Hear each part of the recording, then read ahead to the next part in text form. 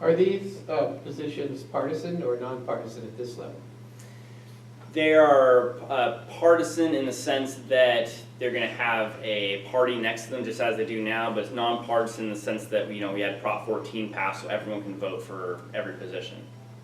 Does that answer your question? Yeah, so, I mean, if let's say, it'll be done at the same time that the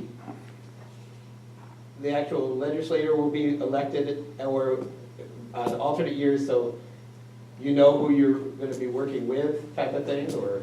Yeah, it'll be done the same way as now. So you have your primary in June, and then your general top two in November, and then those whoever ends up being your representative in your small district will meet with the other 99 in the larger existing district, and they'll choose one person amongst themselves to go to Sacramento and the working committee.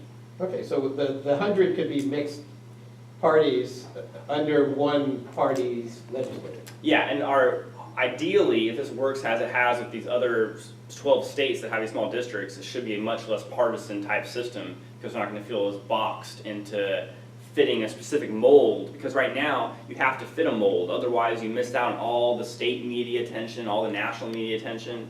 But if you're in a small district, you don't care about all of that attention, because you can communicate with your constituents a different way, by talking to them directly.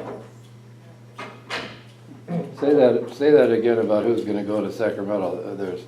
There's 100 districts in each assembly district now. 100 districts, which that makes a total of 4,000 districts. Is that right? Yes, 4,000 or something. Or 8,000 for the assembly, 4,000 for the Senate. Yeah. So out of those, there's 100 in the district here in Sacramento. Who actually goes to vote? Both are voting. We all vote. They all vote, but the working committee is dealing with legislation in the way that a subcommittee does today. They're dealing with all the intricacies of it, making sure that it's addressing existing law, probably talking with the Office of Legislative Counsel and Legislative Analyst's Office, and then once they have a working bill together, they pass it and it goes to the larger body of the 8,000 in the Assembly and the 4,000 in the State Senate, and they vote for up or down. That's all they get to do. They don't get to do amendments or sit on a subcommittee hearing about it. Granted, they can watch anything they want from Cal Channel, but they're just voting up or down on it. Does that answer your question, or still kind of? I think so. We'd still have 40 senators and 80, or whatever you're going to call it. Still don't call them senators. and part of the reason we do that is because California is just so large. Yeah. Our concern is that if we had 8,000 people all writing bills, you'd also have 8,000 people trying to co-sponsor each one of those bills, and then it might get kind of lost in the sheer number of bills and amendments that are introduced. We feel with this smaller number, we can still have that great representation, but have a smaller group of people actually getting together to deal with the intricacies of legislation that's involved. When was this concept developed? How long has this been? The idea of small districts, that's been around for probably since our country's founding. In the specific initiative in its current form, probably about 6 months.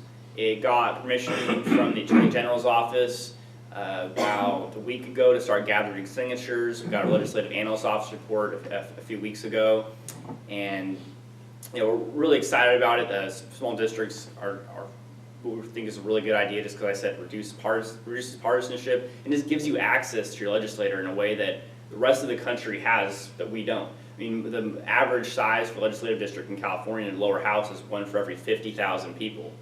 So we're 5 times that just by ourselves, and we're significantly increasing that average, because like I said, the next largest state is Texas, and there's a third of what ours is. So yeah, California hasn't been adjusting, and we need to. Do you have a timeline on when you expect this to go on the ballot? Yeah, we hope to qualify in the next 3 or 4 months. And if you're interested, we'll keep you updated on when we'll be having signature gathering events various updates on the campaign in terms of news media coverage. We're just in the Wall Street Journal about a week ago. LA Times covered us about a week ago too. And we'll keep you updated in some other developments as well, and let you know if you want to help volunteer, what you can do to do. If someone's on a city council or as a supervisor, can they be a member of a smaller group, out of the 100? It's existing law for that stayed the same. I don't know for sure how that works. I believe you're disqualified from being an assembly member or state senator if you also hold a position as board supervisor, but I don't know for sure. But it wouldn't change. I encourage everyone to read it. It's only about 4 pages long. It's on our website. It's also on the Attorney General's website as well. This says major funding by John Cox. Who is John Cox? John Cox is an attorney, owns a law firm in Illinois. He also owns a lot of real estate in Indiana. He ran for president on the Republican ticket in 2008. I think there's only one debate. I hadn't heard of him before this. But this initiative is nonpartisan. It was a Democrat and Republican that wrote it. We have people on far right, far left in the organization.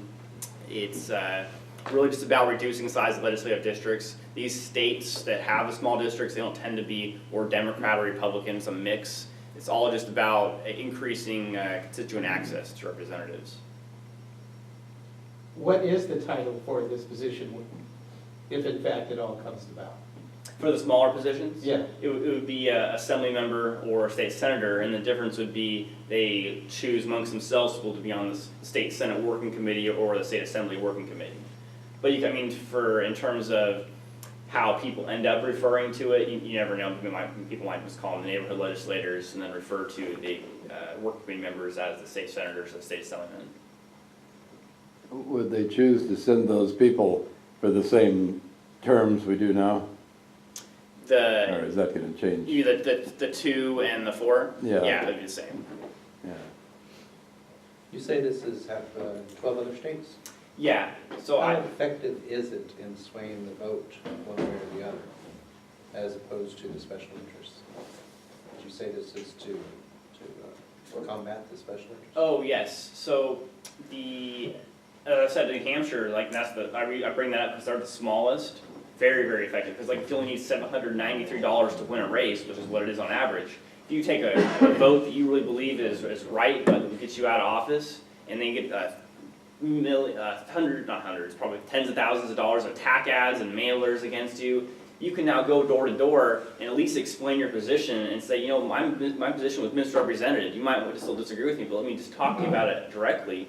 And that's what really refutes special interests. Because right now, if you have a district of 450,000 people, as we do in our assembly, and you take a vote on something and it angers special interests, they're going to flood ads in your district. There's no way you can individually talk to each person in your district and tell them your personal position. But if your district is only 5,000 people, and like I said, realistically, when it comes down to it, probably 500 people ended up voting for you, you can talk to those 500 and tell them exactly how you feel, exactly what your position was, exactly what you think is being misrepresented, and you give them your cell number. They can stay in constant contact with you if they hear other things that come about. So that's how we see ourselves as refuting the special interest power. I'm not sure if I'm answering your question fully, though. Are you referring to something else? Their vote that they would make, it happens before the assembly or after? And what is it, how does it affect the assembly's vote? The vote that the working committee members make was before the vote that the neighborhood legislators would make. Right. And then neighborhood legislators are going to vote based on their constituents' concerns and their own personal ideology. But the working committee members that vote, they're not getting there by running giant campaigns like we're doing right now, $700,000 to assembly. They're getting there because 99 other people that got elected in the small district decided they'd be the best person to go and sit on a subcommittee type system as on a working committee and deal with intricacies of legislation. But in terms of special interests having less control, there's a Rose Institute study. It's about 100 pages long. I can send it to you if you're interested. And it found that these states with the small districts are much less partisan in the legislation they introduce. And as I mentioned earlier, they introduce less bills but they pass more of them. So it's less symbolic type legislation. It's only for a good, for a small ideological constituency, and it's more just about addressing community problems. Does that answer your concern? What are you anticipating will be the primary arguments against the proposal? Right now, it seems to be, if you don't like your legislator now, why are you going to like 12,000 of them? And our response to that is it's not going to be the same type of legislator you have right now. It's going to be more of a community service type position. I mean, like right now you have neighborhood councils, neighborhood associations, people that come together and address community problems, whether it be like a new stop sign that's coming up or an apartment complex. And you're going to have those same type of people that are going to be running for these positions rather than people who have to spend their entire life campaigning and fundraising. And right now you campaign during breakfast, lunch, and dinner when you go to the Capitol.